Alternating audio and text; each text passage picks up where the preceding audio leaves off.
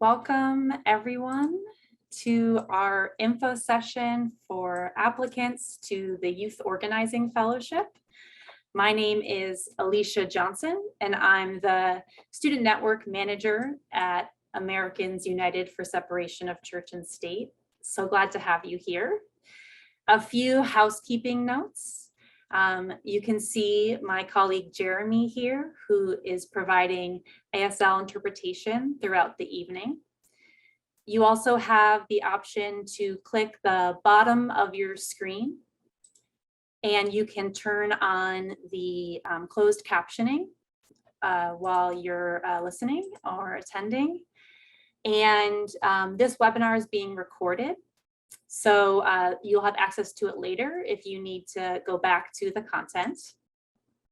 Throughout the evening, we are really excited to dive deeper into the Youth Organizing Fellowship, what it's all about, what the experience is for some of our current fellows, to help you as applicants get a better sense, a feeling of what it will be like to be in the program.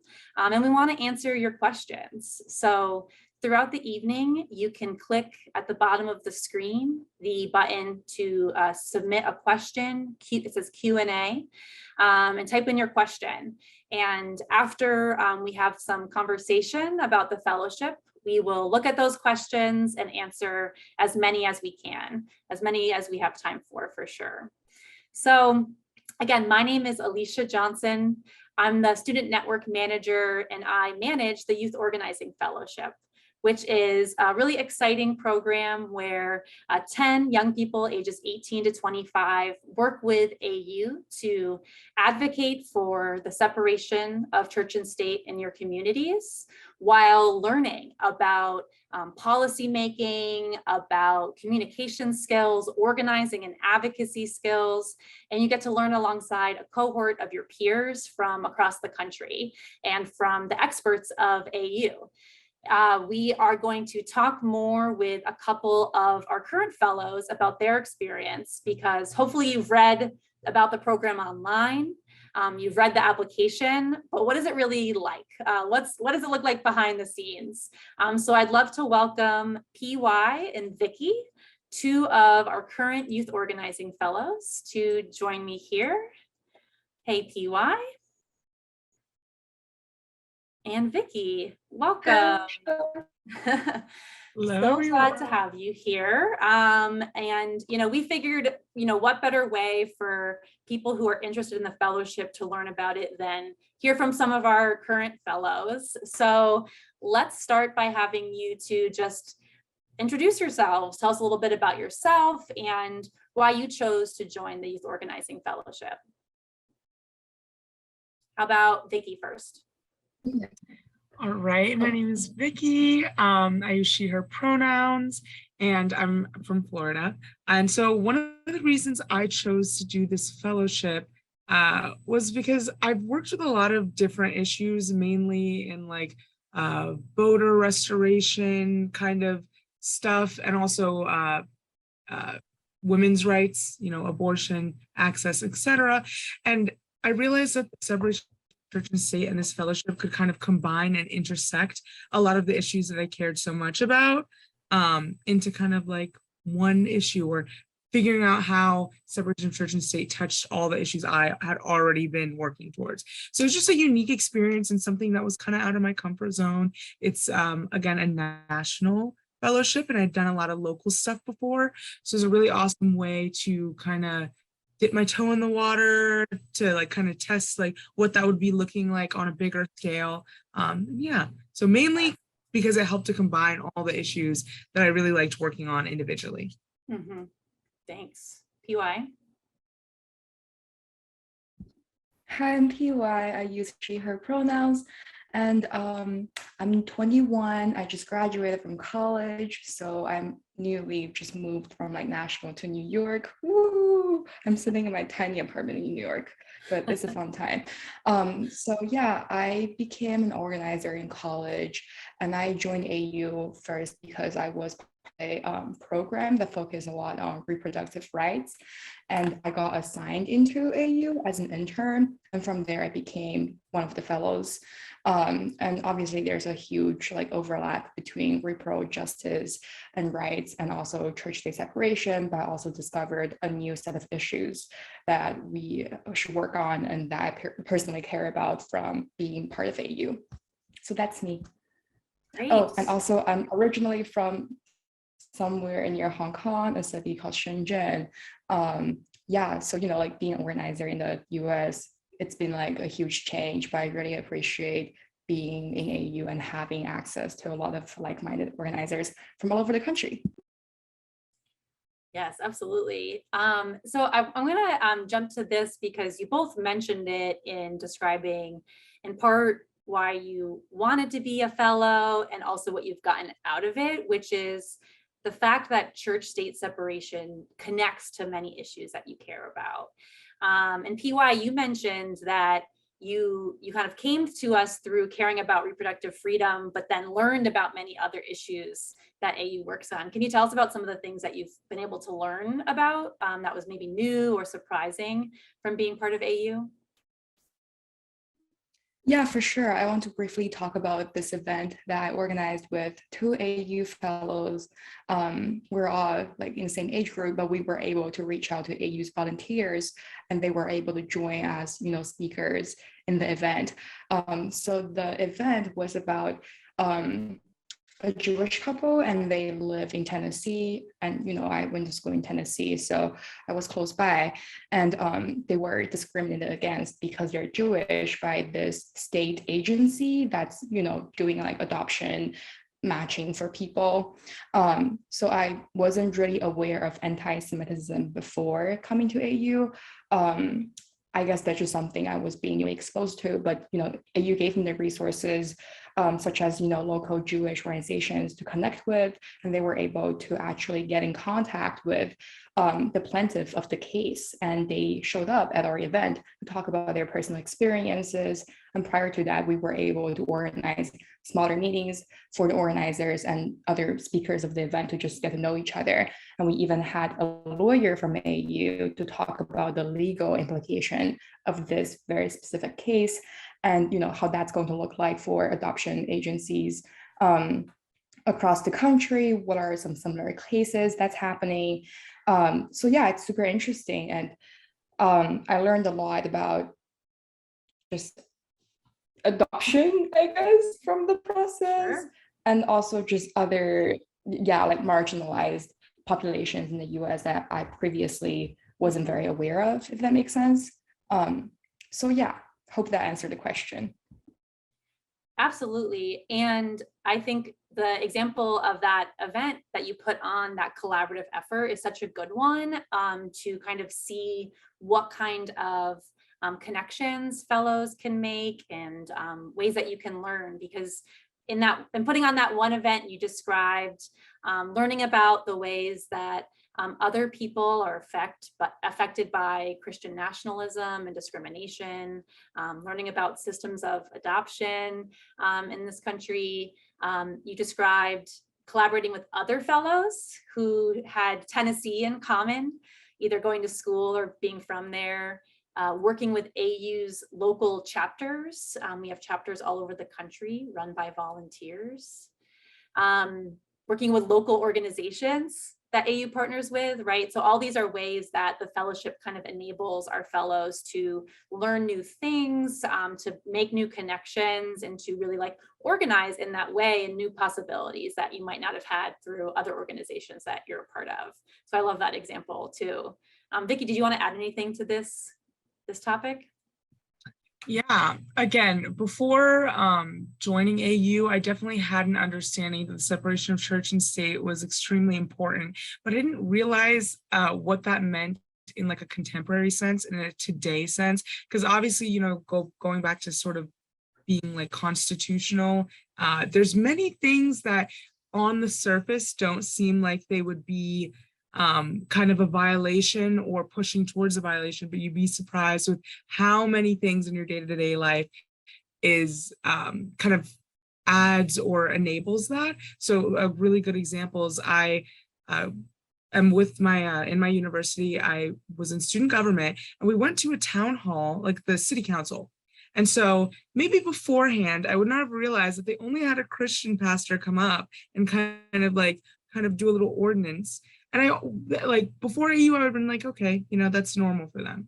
After or like during this, I then wanted to question us. I wonder if they invite religious minorities to come and speak at these, or to give that kind of, I guess, like blessing at the beginning of the meeting. And it really challenges your thinking, not only like in organizing, but just in your day-to-day experiences. Challenge how I thought about like education, and how like voucher system, which is an event I will be putting on next week, about how that also enables issues with the separation of church and state. So you just, through this fellowship, you learn a lot about how deeply impactful they are to so many other issues, even if they don't seem that way on the surface. That's definitely an important part of what I've learned through this fellowship. Mm-hmm. Yeah, absolutely. And it's interesting because, one of the issues that you had been working on through much of your fellowship was advocating for the Equality Act, was sort of where your interest started, advocating for LGBTQ plus rights at the national level. And then as you kind of focused locally, and there were many, unfortunately, legislative state level attacks on queer students, queer youth in Florida, on teaching and fair access to education, you sort of drew those connections and have sort of brought it all together with this event next week about it's called Education for All. It's about why public schools are and should be inclusive to all people, and why funding those schools is so important. And so if I had told you a year ago that's what you'd be working on, you would be very surprised. No, 100%. Again, you learn a lot of things like about, the US and kind of where you're from, but also a lot of things about you and sort of issues that maybe you weren't originally super interested in. It has a very funny way of you learning a lot, both from yourself, but also, again, as Pierre was talking about, learning from other people. Our monthly meetings were so impactful because these are all other super motivated and like incredibly smart people that are working on different things. There's so much overlap and so much support that can come from just having other motivated people be in the same space as you. So let's talk about that, being in the same space with a group of 10 motivated, passionate, smart, young advocates. Like what has that been like? What have you learned from other fellows? Has anything about the experience of being in this cohort maybe surprised you or just delighted you in the fellowship? Yeah, so I'll take that first because actually I've learned a lot from PY here. She had so I have my event next week, but she had a previous event. So I was asking her, what are some things you wish you had done? What are some things that really worked for you? What are some things that didn't work for you? There's always just like that support system sort of to ask, like, how did that go for you? What do you recommend? One, and number two, even if you're working on different issues, most of these issues tend to overlap. So there's a lot of like support for both what you're doing and what they're doing, but also ways to learn. Everyone comes from different organizing backgrounds. Some people have done a lot of organizing. Some people have not done as much organizing. And so like coming into a space, and especially we were able to do things like breakout rooms, which were really awesome because it's like you and maybe only 2 other people, or you and 3 other people. So you get to really get to know them, and you can use all of your like pros and all of, what to sort of help each other and learn from that also. So it's been really, really helpful to have other people to also know what you're going through. Like it's a cohort, you're all in this together, even if you're working on different issues. I definitely want to echo everything Vicky just mentioned. It's amazing to have like a cohort of people that you can share your thoughts with. And personally, it's very beneficial for me because, like I said, I have issues that I focus on more just because I'm from that group. So I did more organizing about housing for international students, like housing equality things before coming to AU, and also just being a queer individual, doing organizing work or attending meetings at the LGBTQ club at my school, things like that. But I don't think I've been paying as much attention to like maybe the South Asian community. But another fellow, their name is Indu, and Indu and I were like 2 years apart. So we're not from like different generations, but I can see that, we are kind of from different generations, question mark. So it's great to see them being an organizer since they were in high school and until like college, and see how they approach things. And they are also like very involved in other campus spaces that I'm not familiar with. So we were able to share our network with each other. And at the same time, I get to hear from Indu about a lot of things that they've been focusing on, like colorism in the South Asian community, colonialism. So I really appreciate it, just having a friend, even like on the same campus to discuss these issues with, and finding the support when I'm organizing in my space. Indu can spread information about my event at my school with other circles of people. So that being said, I enjoyed having, a campus friend who's part of the fellowship as well. But organizing on campus can also be limiting because people tend to be from the same socioeconomic status, or just the same background, like same educational background as well. So I also enjoyed meeting other fellows from other areas, and politics can be so different from state to state.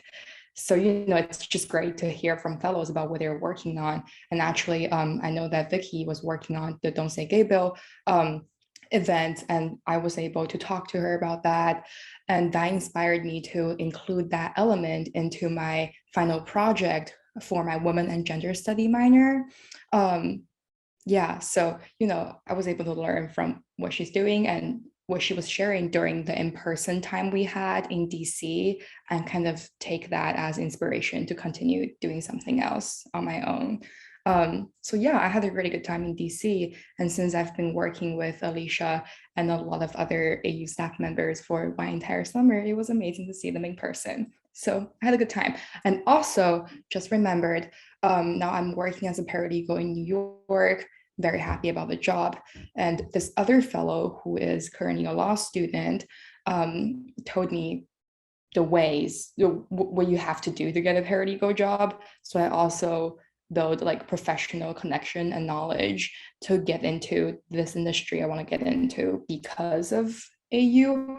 And wow, there's an AU lawyer, his name is Nick, and he used to work as a paralegal at the firm I currently work at. So knowing him brought so much like the hiring person was just like, wow, Nick did a great job.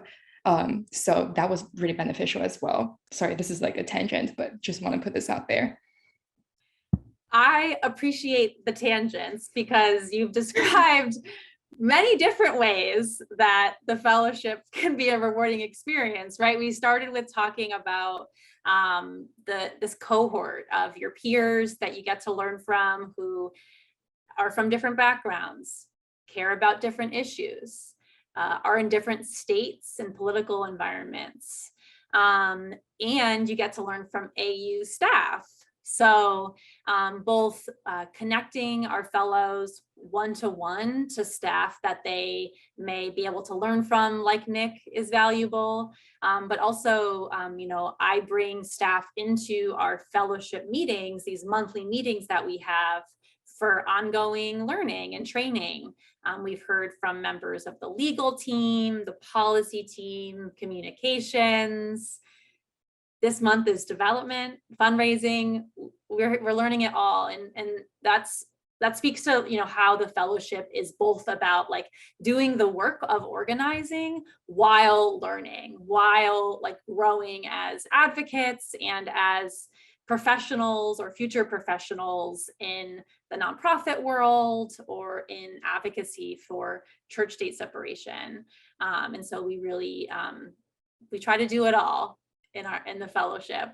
And PY, you also alluded to getting to meet people in person, because we all got to go to DC and meet together in person, which for, this current cohort, it got delayed because of pandemic related travel restrictions. And we met in February of this year, about halfway through. Our next cohort is planning to meet in September to kick off the program, which is exciting. So just what do you have to say about that convening? What was that like for you? What did you get out of being, in person with the fellows and with AU?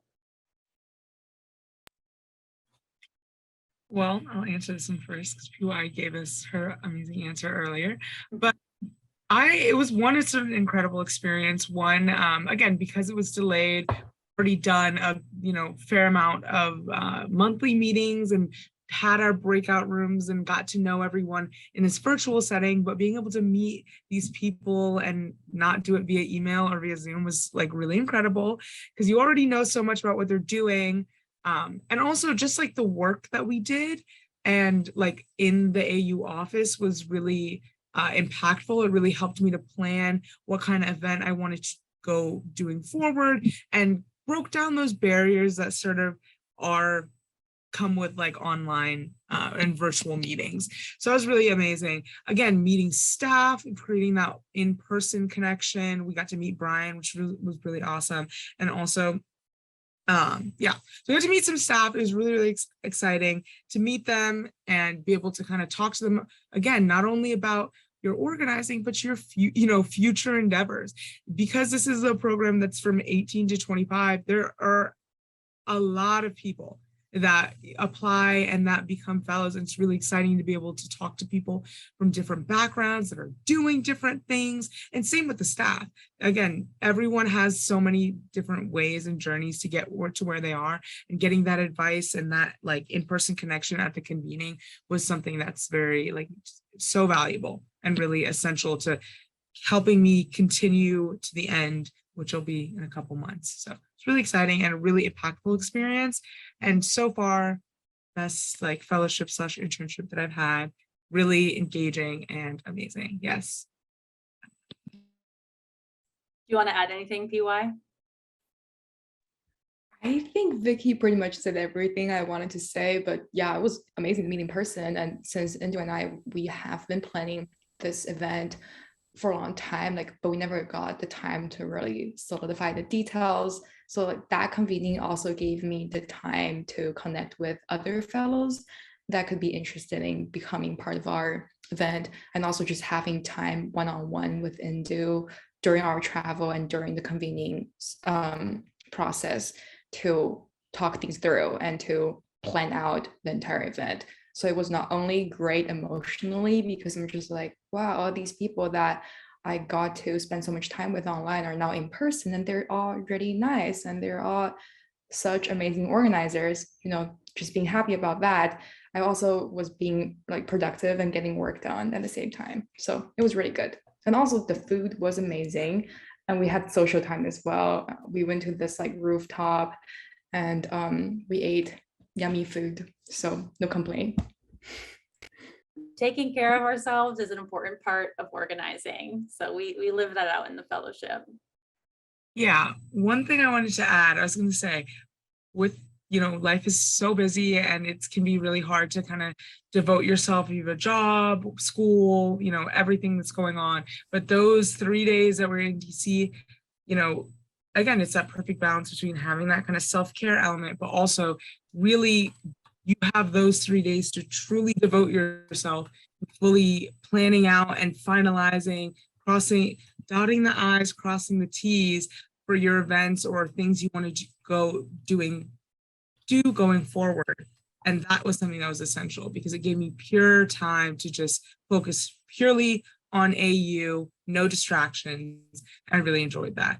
Yeah, so PY was so productive. Good. I'm glad. Thank you. Can I add something else to the self-care element that Alicia mentioned? So I think the convening was not only meant to be educational and a point of connection for all the fellows, but it was indeed a self-care moment because Alicia prepared these like fidget toys for everyone. So we were able to listen to the sessions and make arts and crafts, and we are like 20-year-old people. some people are even older, some people are younger, but it's great to just be able to do that. And, as organizers, sometimes people take on a lot of like responsibility, but, it's great to be able to let go and just be childish in a way.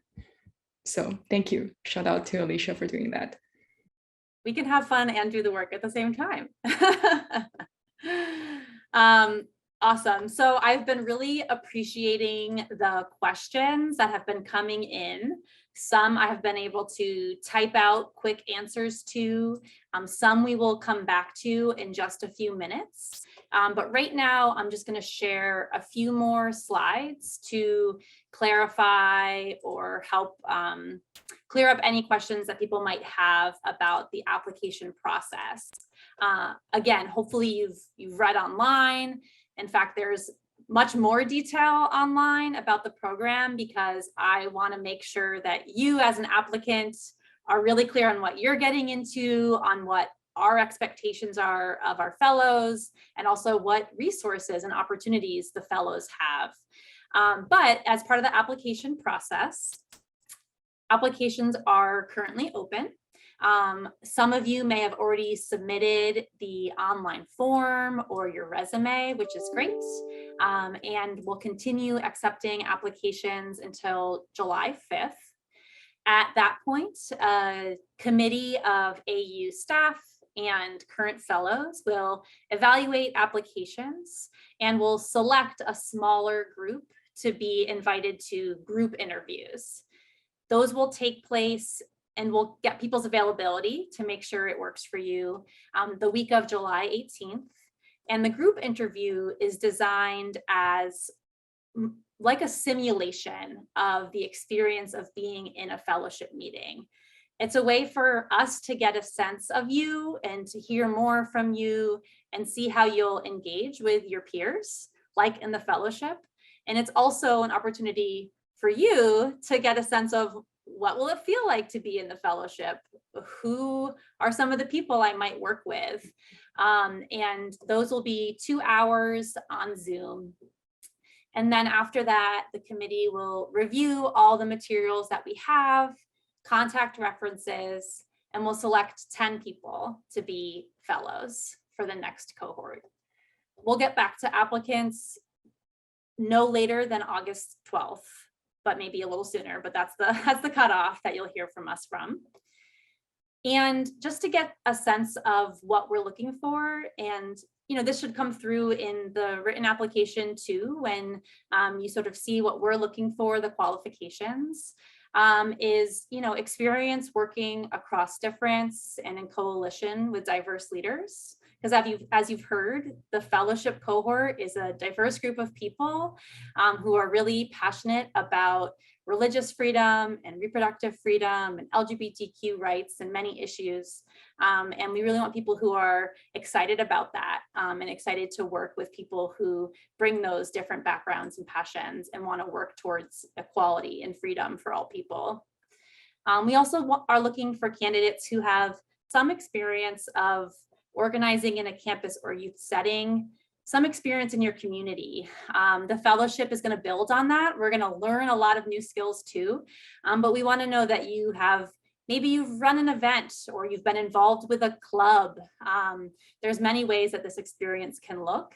And we also want to see that you have some ability to work independently, since most of this program is remote, a basic understanding of church-state separation that you want to build on, and that enthusiasm to learn, because that's what the fellowship is designed to be. And we'll look for some of this through your engagement and participation in those group interviews. If you're selected, this is on the website too. The program will start in September.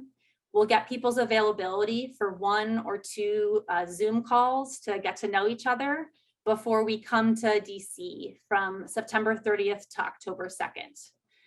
That date is set.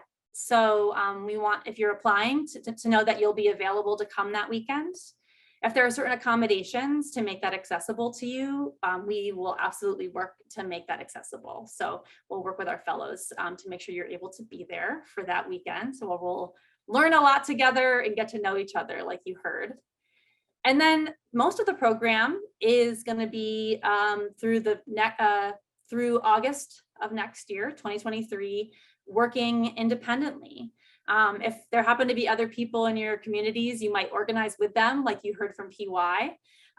But mostly you're going to be meeting monthly with the full group. You're going to be meeting monthly with me as your manager. And then you're going to be doing your own work to advocate for church-state separation in your community, whatever that looks like. All right. So we're going to turn to some Q&A now. PY and Vicky, you can rejoin us here. And one of the questions that we got is, what is the event, right? So part of the application for the fellowship is a little intentionally vague. And it's because we want fellows to be able to get to know AU first and get to know the issues, and then figure out how they're going to advocate in their communities. So the event can kind of be anything. You heard from PY about hosting a webinar about a case of discrimination in Tennessee. You heard that Vicky is going to host a webinar next Monday about public education and vouchers in Florida. But other fellows have done lobbying visits with an elected official. One of our fellows presented at a conference, presented a workshop. Another is working on a workshop to present at his school about multi-faith advocacy. It's a little intentionally vague. And I don't know if Vicky or PY, you want to add anything about sort of how you thought about it as a fellow, like coming in knowing AU expects me to do something, but I'm not sure what it is yet, and how you kind of moved towards actually putting something together. Yeah, so originally I hadn't planned to do the event that I would be doing about like vouchers. I started off doing a lot of work on, you know, the Equality Act and sort of queer rights across the US. And a lot of what I did there was I did a lot of like tabling events and reaching out to people on my campus. And I know one of our other fellows, Annie, also did something very similar to that, did like a workshop / like educational moment about the Equality Act. And then we both collaborated in like writing an article. There's a lot of different things you can do to be your event. And there's lots of ways to stay engaged, even if you're planning a bigger event. One of those ways is like writing an article, which I got to write one about the Don't Say Gay bill this year in Florida. I know one of the other fellows, Hebo, wrote a lot for the Separation of Church and State blog. So there's many like different ways. It's really up to you. And that's why it's so unique, is that you don't have to come in with like a plan and exactly what you're going to do, because you'll learn so many like different things and different issues that you might want to get interested in. So no pressure on that. And it sort of just, it changes with what you're doing and the connections that you created throughout this fellowship to kind of determine that. So it's not something you need to know right now. It's definitely something you can work on and you can test. Yeah, so that's my answer to that one. Thank you. Again, I want to say Vicky did a really good job explaining what that is, and it definitely evolves as you move forward in this fellowship. So I came into the fellowship thinking that I want to do like a general church-state separation, kind of like educational webinar, or, you know, like in-person discussion with a progressive Christian organization on my campus. But that didn't really work out because of scheduling and just because they already put their, you know, issues on their agenda. So, you know, I wasn't able to get my agenda into their agenda. So I had, I guess, a vision of what my event will look like, but it just really evolved over time. And the idea to talk about this case about this Jewish couple actually came from a casual conversation me and Indu had with Mir. And Mir is an organizer in Tennessee. He's Jewish and also an immigrant. And she mentioned the case and how AU is very actively working on it and suggested that we can look into it. So, that connection was amazing. And Mir was a very lovely individual that invited me to other organizing events. So it really does change as you move forward in your fellowship. Thank you both. There's another question, and this person asks, if someone has a religious background, whether they are still religious or not, do you recommend the person apply? And what do you feel these applicants bring to the table? And yes, we definitely recommend that you apply. Vicki, are you like jumping to answer this question? I am. Something we did talk about the convening was this idea that a lot of people can perceive the separation of church and state as being anti-religious. And it's very important to put it out there that promoting separation of church and state promotes for everyone to believe or not believe how they choose. So that means, it's not anti-religion, and that was something that I sort of knew, but it was very reaffirmed during this fellowship. And it's important because a big part of the separation of church and state is interfaith work and is connecting with other people. We also were able to actually come to DC for Supreme Court case, the Bremerton case, which was really exciting. I was able to go back up there, and that was something that was really cool to watch, because this is a issue of a coach praying to play issue, but there's so many Christian and other faith leaders that came out to talk about how this is still a problem. And so I think it's important. I think having that kind of religious conviction, I think, is important. That perspective is important. So I definitely recommend that they apply, and you are still able to do work and work within your faith while also working to promote the separation of church and state, because it's a zero-sum game. It really helps everybody. So that is something I definitely recommend that they apply. Absolutely. Yeah. One of the, well, honestly, one of the great things about working at AU, being part of AU in general, and then I think also about being part of this fellowship, is that we all agree on this mission and these values that everyone should be able to practice a faith or none. And no one should be able to use or misuse religious privilege to harm others. And many people of many faiths and none believe that. And it is so valuable to get to be in community with people who share different beliefs or who come from different backgrounds, who maybe are figuring out their beliefs and figuring out, how this mission of the organization relates to their own experience or identities, and being able to be in community with other people that are working on that, talking about it is really valuable. And so we really do value people, including fellows, including staff, right, members of AU, everybody in our community who come to the table with different backgrounds or different faiths, and advocate with us along these shared values for church-state separation.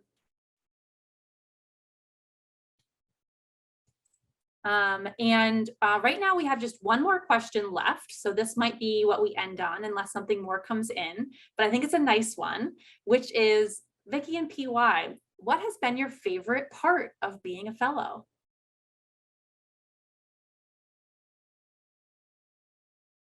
There are a lot of great parts about being a fellow, so I'm kind of thinking, I really enjoy the mental space this fellowship has created, if that makes sense. It's so easy to just get super involved around people that you go to school with or the issues happening on your campus. But since there is a time carved out for this fellowship, I'm able to really think about church-state separation and issues related to church-state separation. There's a lot of them during that time. And yeah, it just makes me feel like that I am able to connect with people on a really deep level as fellow organizers. So that mental space is really what I value, even though the in-person aspect was also really amazing. Mine differs a little bit. I definitely do think this was like a very important space for me to come into, especially organizing in the COVID kind of realm and in the pandemic. It's been really difficult to, find virtual opportunities and like meaningful virtual opportunities. One of the things I really enjoyed about this was at least in the past, a lot of the organizing I'd done is very much really heavy, really quick, and kind of can lead to kind of intense burnout. And that was something I was a little nervous with, kind of re-entering the organizing world during the pandemic. And something about this fellowship is that it's very, very manageable on top of like working and going to school. You have time carved out for it. You will be doing work on it throughout, your time, but it's the time commitment is really manageable for someone that's doing a lot of other things.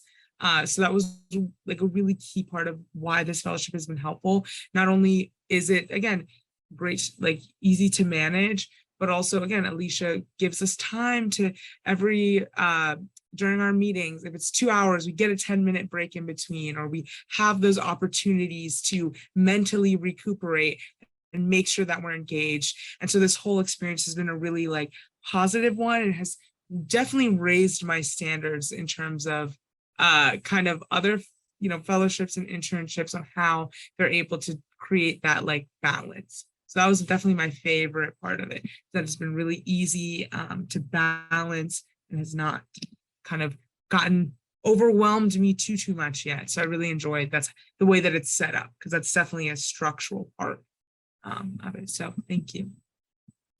I love to hear it. Thank you. And thanks to PY, who had to step out a little bit early, but it kind of was perfect timing because we have answered all of our questions. Thank you so much to everyone who came tonight to learn more about the fellowship, and to my co-presenters, and not to my cat who is biting my ankles right now, which the fellows are used to.